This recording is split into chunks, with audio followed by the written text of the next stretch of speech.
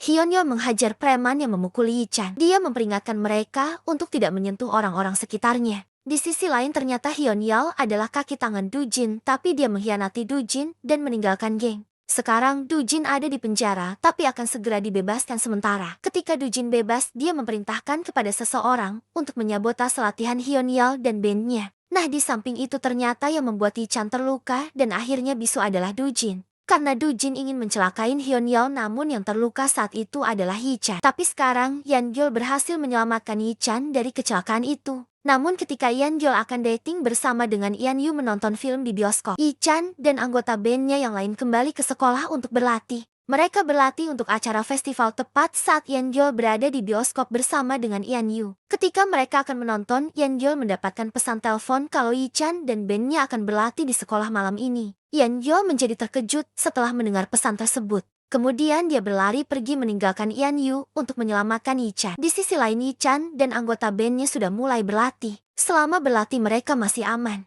Yi-chan dan band Watermelon Sugar juga senang bisa berlatih untuk acara festival. Namun di tengah latihan Dujin dan gengnya datang untuk balas dendam kepada Hyunyo. Hyunyo berusaha menghentikan Dujin dan melindungi anggota bandnya. Di sisi lain Yi-chan juga ikut melindungi anggota bandnya. Sehingga saat Hyunyo mencoba melawan Dujin, Yi-chan juga ikut membantunya dan menghajar preman Dujin. Tapi di sini Yi-chan, Hyunyo dan yang lainnya kewalahan melawan Dujin dan geng premannya. Namun Yi-chan dan Hyunyo berusaha melindungi teman-temannya. Sementara itu, Yeongyul yang berlari ingin menyelamatkan Yi-chan sempat mengalami kecelakaan. Di sisi lain Dujin yang melihat anggota gengnya kewalahan, dia kemudian bertindak dan memukul kepala Yi-chan dari belakang dengan sangat keras. Yi-chan menjadi lemas dan kesakitan. Dia mengingat ucapan Yeongyul bahwa masa depannya berubah ketika dia mengalami kecelakaan. Apakah dari sini Yi-chan akan bisu? Karena Dujin akan memukul Yi-chan untuk yang kedua kalinya. Tapi untungnya saat itu Yeongyul datang dan menyelamatkan Yi-chan. Di Samoing itu seseorang telah memanggil polisi datang.